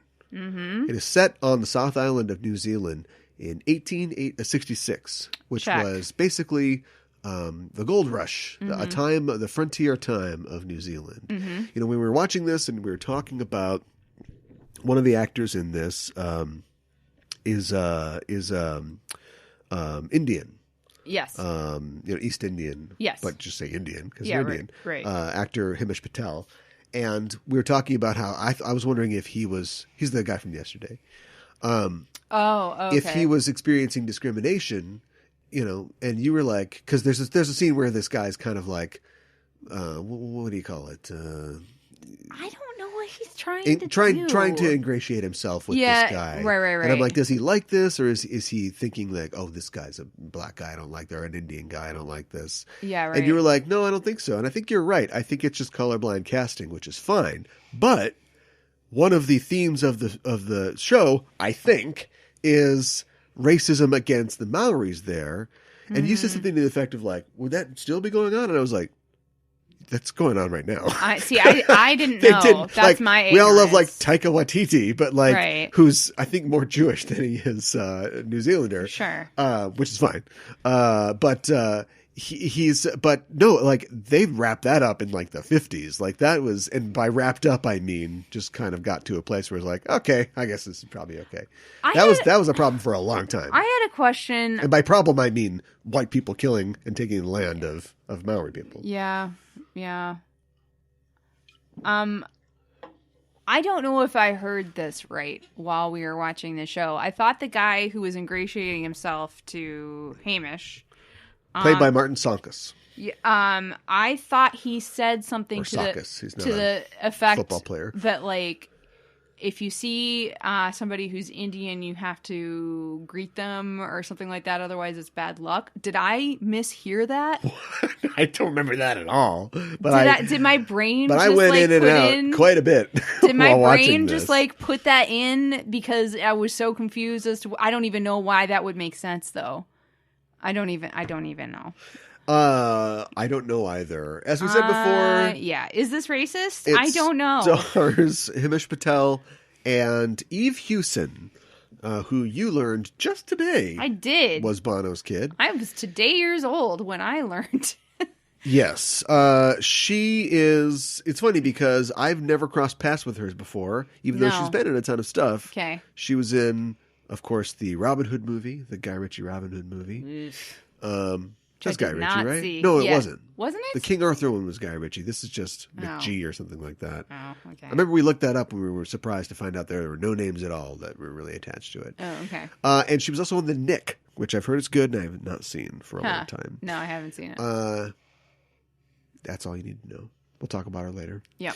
And they play these characters, as we said before, two different characters, never met before, but were born on the same day, the same time, the same place. Yeah. Astral twins. I looked up astral twins to see if that's a thing. It is a thing. I guess it's a thing. It is a thing. But yeah, if you're born in the same day, time, and place as somebody, aren't you their like twin? Aren't you that person? Of course you're this. No. What are you talking about? You're like, yes. So okay, so yes, I was born at the same time as my twin brother. I mean, I guess twins would maybe be astral twins, but like yeah, right. But like maybe the place thing doesn't matter so much. No, it does because like the your whole chart. Yes, the whole thing with astrology, which Ava Green goes into a little bit. So how were these two born close at the same time, or they whatever? must have been born at the same hospital the same day, within a couple of. I guess we don't really know their backstories. No, we don't. But yeah, it's where the idea of astrology is like where the stars were on the day you were born, the year you were born, the time, the place, and what the sky looked like. That's supposed to influence your personality and how things that are challenging for you, things that come easy for you, that sort of thing. So astral twins what just comes easy for them is just means that you're similar. It doesn't necessarily mean that you're physically linked to each other or emotionally both like the opium. So they get embroiled in basically a plot or intrigue in the sort of frontier towns of New Zealand. Yeah. We're done now. That's all I know about this. It's I understand so confusing. Nothing else, and I watched the whole thing. Yep. So we're going to talk mostly about how a major production can be put together so poorly as this. That's really what we're going to be dumping on. I said I felt mean before, and it's really going to start coming out now. Because we can talk about the plot a little bit, but I can't really talk much about it because I don't understand it. It's completely confusing. Yep. And most of the reviews that I have read about it all cite the same thing. They're like, what is going on here? I have very early in my notes, what is any of this? Yeah. Yeah, I think that's accurate. And I think we can talk our general confusion now. We can maybe shine a little light on it by talking about what the book is about. Yeah. Although this is an adaptation in a little bit. But yeah, I mean, like, your impressions of the show. Here's one. That's my impression of the lead actress. I can't. They can't see it. You had a derpy face on. I don't know what any of it is or any of the significance is. I don't know who I'm supposed to care about. These two seem like the main characters, but then we looked up the plot of the book. Oh, we're just going to do it now. Okay. Yeah. I don't know how else to do it. So yeah. So what? So yes. More confusion. Well, it makes sense to me. I Okay. think I understand it. Okay. Because if you read the what do you call it? The summary synopsis, because it's about one of the protagonists. One of the protagonists is a guy named Walter Moody who arrives in the city of Hokkaido, which is a city on New Zealand. Yeah. And he meets 12 other men. Like 13 angry men or something. 12 other men Yeah. who become the protagonists of the book. And I'm going to punish you by reading them all. Oh my god. Tarau Taware, a Maori greenstone hunter. I don't know what that means, but I think you can get good No. gear for that at level 12. That's not racist. It's an RPG joke. It's an RPG joke. That's how I Charlie interpret Frost, it. a banker. Edgar Clinch, a hotelier. Benjamin Lowenthal, a newspaperman. Cowell Devlin, a chaplain. Suk Young Sheng, a hatter. Albert Gascon, a justice clerk. Joseph Pritchard, a chemist.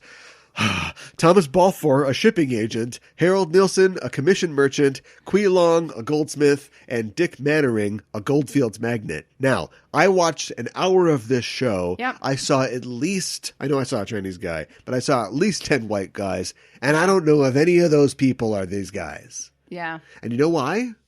Because the book isn't about Himish Patel's character, a guy named Staines, Yeah. or Anna, Eve Hewson's character. It's not about those characters. Not really, no. But because they went, let's make this, and I appreciate them not wanting to make it about 13 white men. Nice work, Eleanor Catlin, if that really is your name. I understand that they didn't want to make it about them, but they decided to just switch and make it about a woman and a minority guy. Yeah. And it doesn't work like that. So No. now you've got this intricate plot involving Yep. the people, which I also looked up, and somebody with some review helped explain this to me.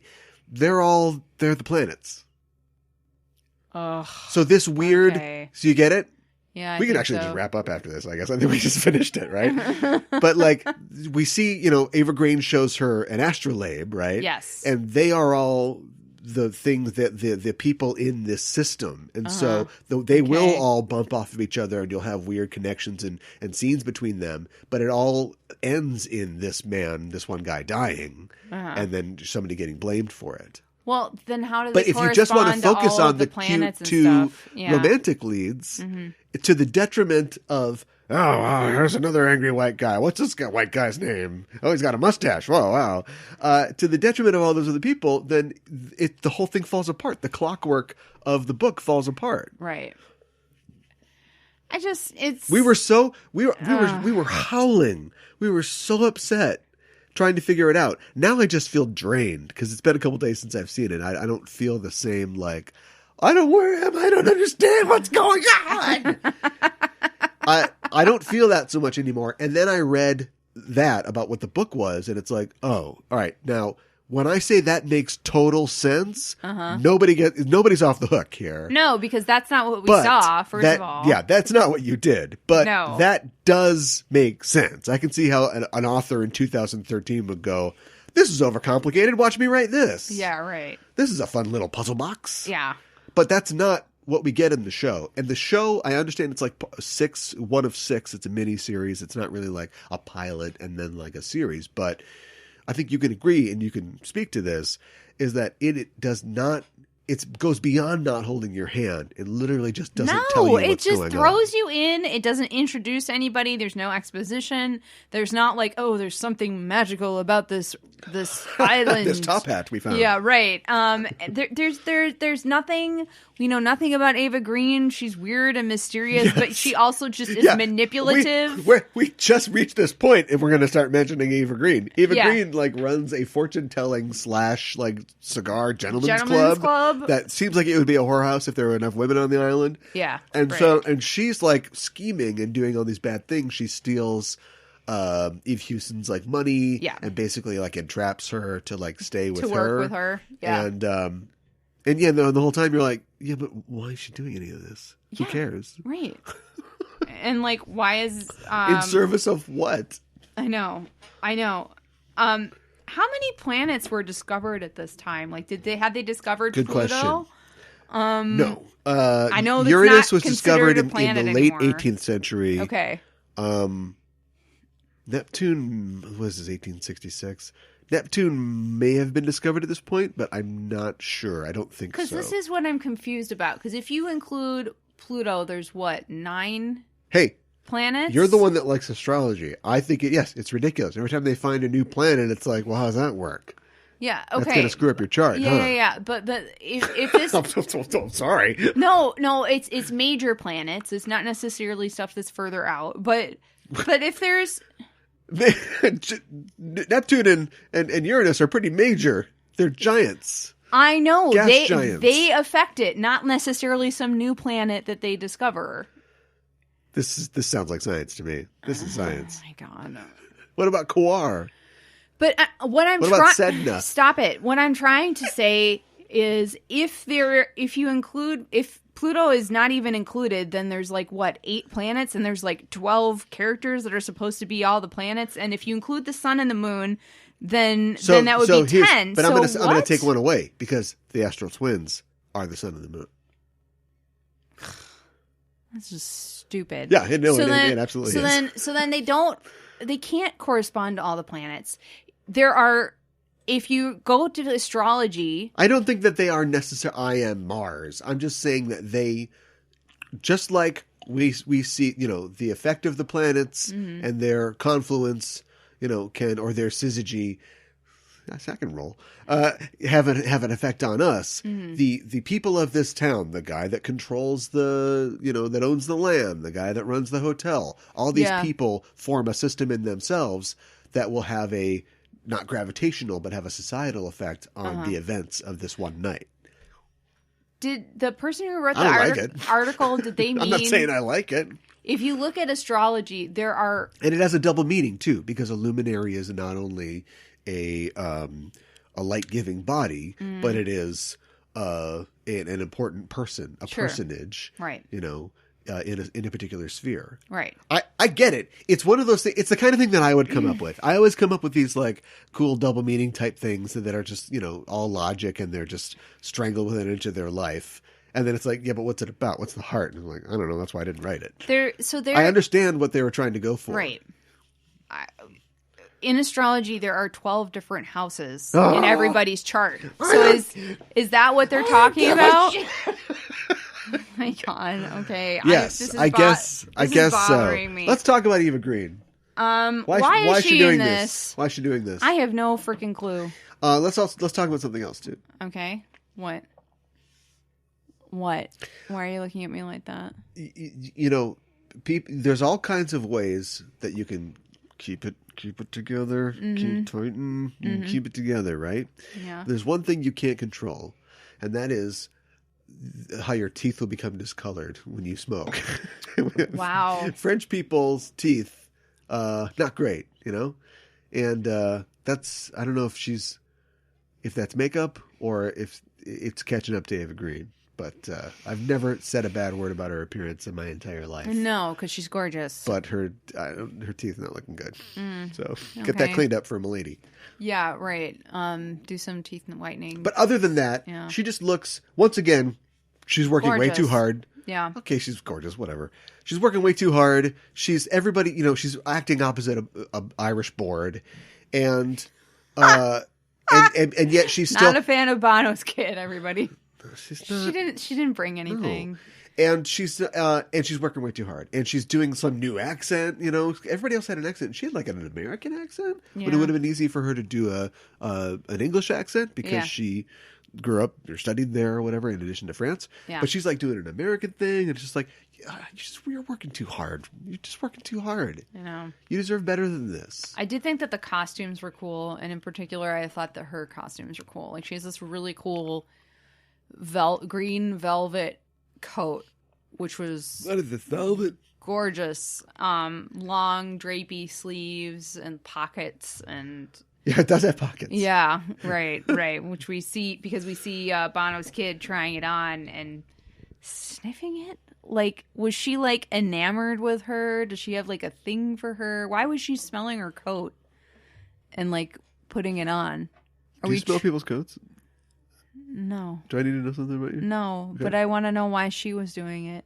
I don't know. Maybe it just smelled like her tobacco or smelled a certain way. I don't know. She just met this lady. That you're going to go after that. So let's talk about why this doesn't work at all. Okay. First of all, we don't know anything and we don't know anybody. Nobody.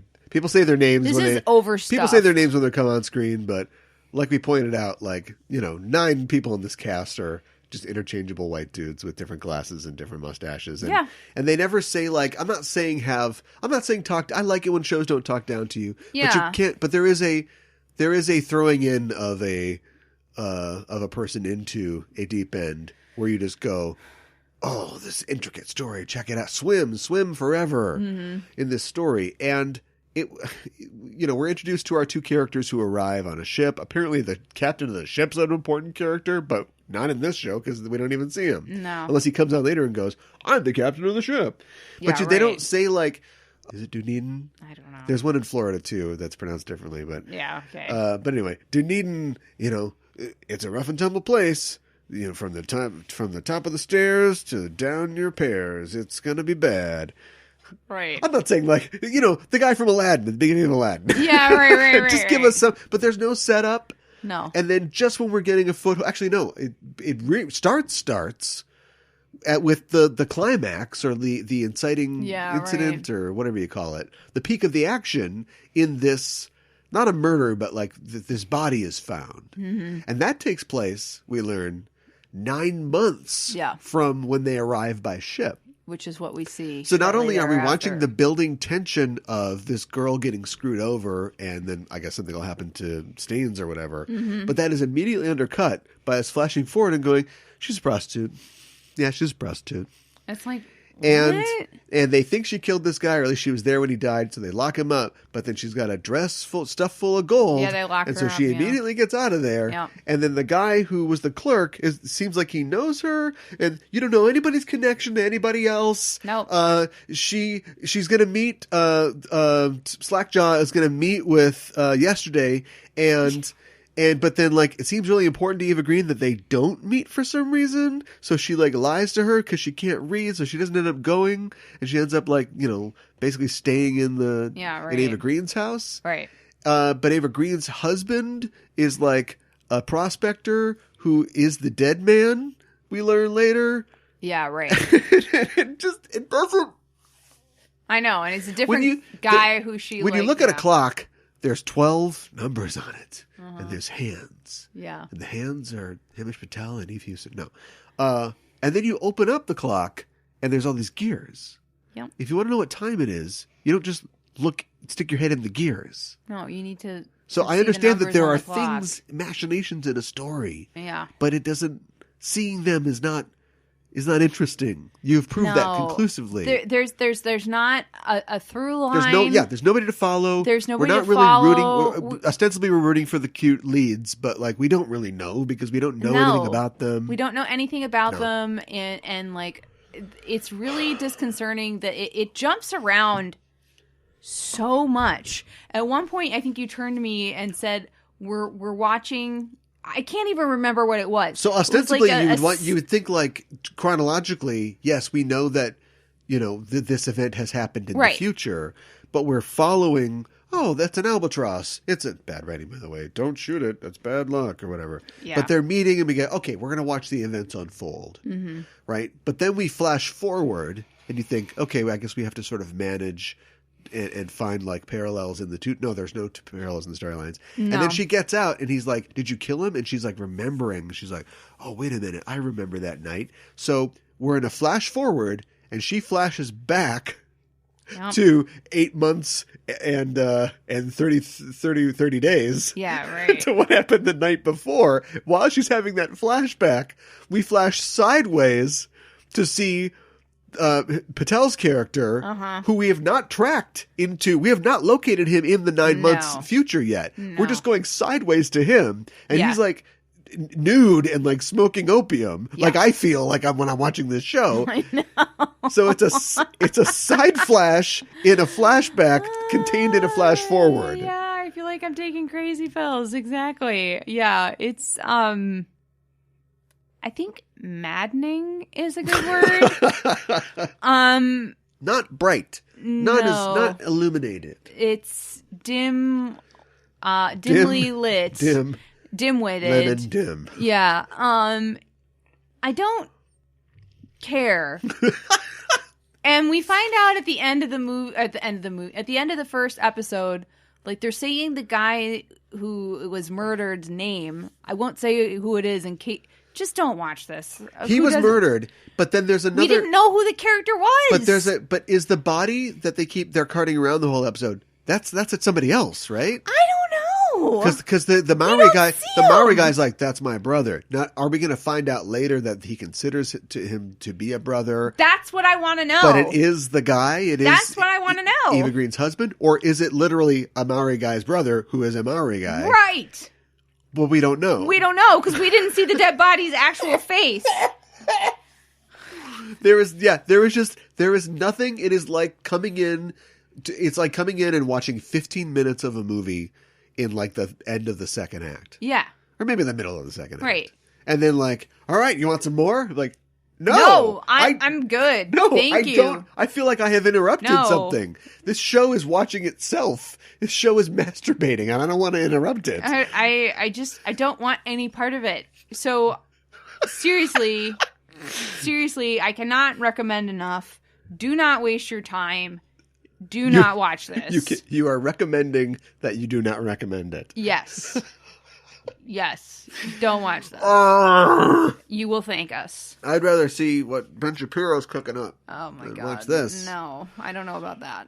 I don't really want to watch anything. The optimist, and you'd say I'm a cynic, but the optimist in me thinks, well, maybe all the watch pieces do come together, and it's something amazing, but I kind of doubt it. That could be, but if you make me so frustrated by the end of the first episode that I just don't care, I'm not going to sit around and watch 5 more hours of this to find out. Yeah. So, no thank you. This is disgusting. I shall not be returning. Do you feel disgusting? Wow. Unpalatable. What about Lost? That's a polar bear. Why is this guy got an okay. orange in his mouth? Lost is something different. It introduces you to every single 2-dimensional character. It does, and also then kills there's them. the premise of what's going on here. We want our plucky heroes to get home. Like it's a hook. There is a hook. This is like an empty tackle box, no hooks. Yes. I think the thing with Lost too is it got lost as it went on. Oh, please, no. It got lost as it went on, as it continued. Well, and it just that's went the up. difference between this and that. Right. Lost didn't know where they were going. No. I know Started strong. I know that this has a structure based on the book, I'm sure, but also in the screenplay that will make sense. But as you said, if I have no inducements to go forward, right, I will never learn how much sense it makes. Give us something. Give us a hook. Like, have us care. Give us the hook. Yeah, have us care about at least one character. At least one. If not the 2 astral twins. And just... Plus, it's like when you've got a character that's a prostitute and you don't even understand the nature of their prostitution. No. Because she's like, I gotta go to work. And so a guy who you presume is her boss or owner or whatever. I don't know. Walks her down the street and then everybody's looking at her like, judging not looking her. at her like, they're looking at her like she's a ghost or something like that. And he takes her to a tent. Yep. But that has like a stage with like an audience. But there's a bed on the stage. Mm-hmm. So does she perform on a stage, or is she an actress and she's not a prostitute actually, or is this the only place they have where the whorehouse burned down, so we're using the stage for now? I don't know. No, and the show makes absolutely no effort to explain anything to you. No, she looks really sad, and she sits on the bed and looks forlorn. She would walk into the thing, and the guy, would go like, oh boy, how's business? Well, since the whorehouse burned down, or so you'd have expository dialogue. Yeah, right. No. Nope.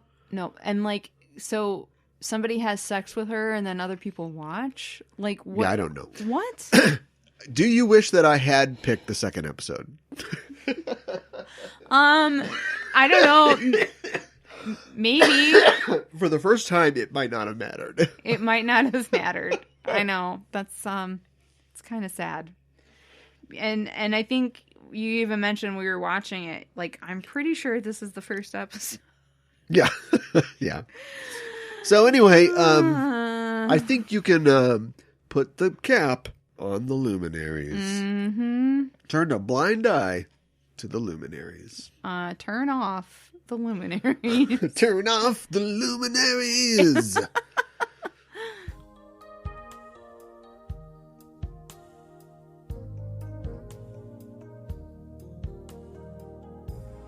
Come back again.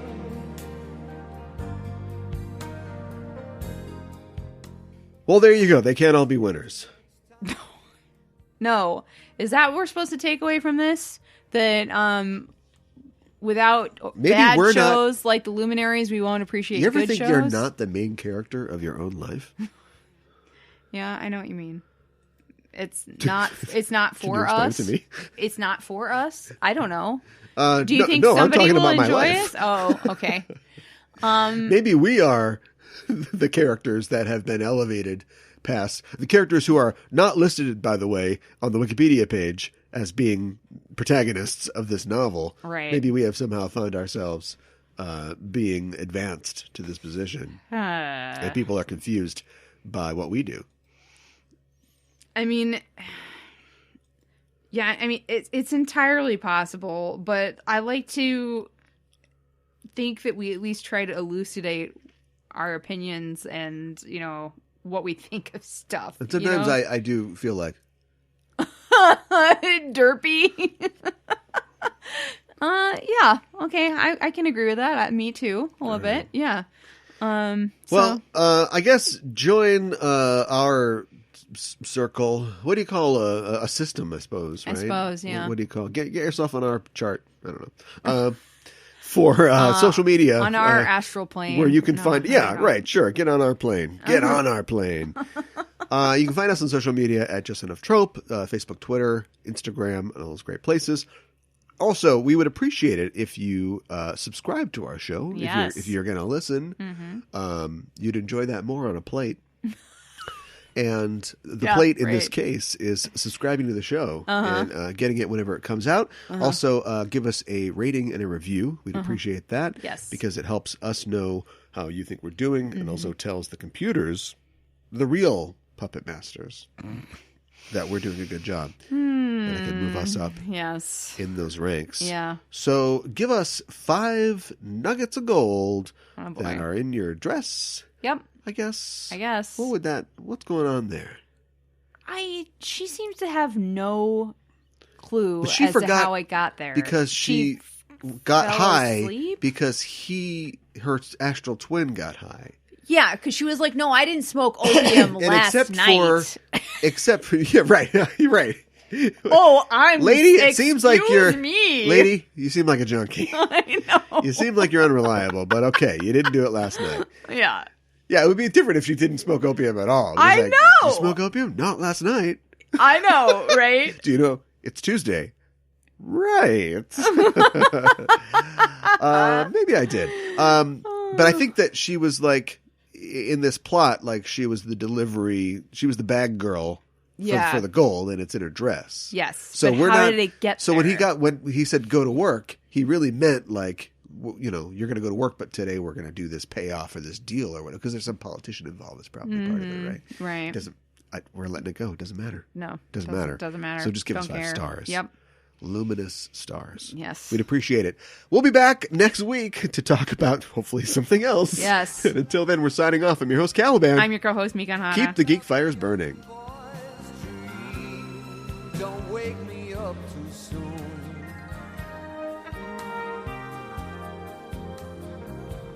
Gonna take a ride across the moon, you and me. Turn on your heart light now. Turn on your heart.